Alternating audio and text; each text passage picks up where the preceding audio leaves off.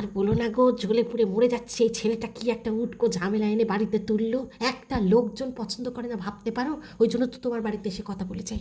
এ তোমার মতো একটা মিষ্টি বউ যদি আমার জুটতো, কপালটা আমার খুলে যেত। যে আপনি ঠিকই বলেছেন মাসিমা, আজকালকার অনেক বউরাই দেখি লোকজন একদম ভালোবাসে না। আমি আবার একদম উল্টো, আমি খুব লোকজন পছন্দ করি। এই যে আপনি আসেন, আমার এত ভালো লাগে।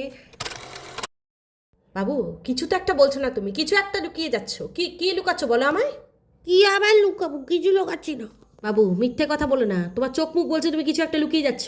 কি কি হয়েছে আজকে, কি হয়েছে বলো? কি সেরকম কিছু হয়নি। কি হয়েছে আমি জিজ্ঞেস করেছি, সেরকম কিছু কি কিরম কিছু আমি বুঝে নেবো। কি হয়েছে আজকে বলো।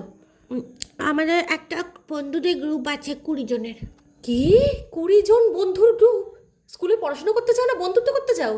দেখেছি তো, এই জন্যই বলছিলাম না। আচ্ছা, 20 জনের গ্রুপ আছে তো কি হয়েছে বলো তো আমায়। আজকে ওরা সবাই মিলে বলছিল যে কোথাও একটা ঘুরতে যাবে, আর তারপরে ঠিক হলো যে চিড়িয়াখানা যাওয়া হবে। বাবা, এখন থেকে ট্যুর প্ল্যান করতে শুরু করে দিয়েছে এরা। দেখেছো, এই জন্য বলতে চাইছিলাম না। আচ্ছা ঠিক আছে, কি হয়েছে তারপর বলো।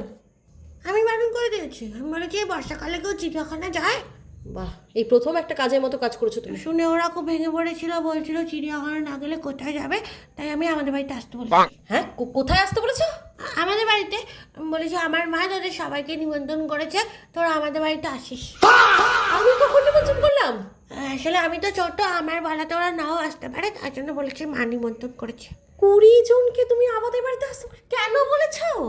তুমি তো আগের দিন বলছি, ঠাকুমাকে বলছিলে বাড়িতে লোকজন আসে না কিন্তু আমার ভালো লাগে, লোকজন না আসলে আমার ভালো লাগে না, ওই জন্য তো ওদের সবাইকে আসতে বলেছি। বাচ্চাকে কি করবো ভগবান?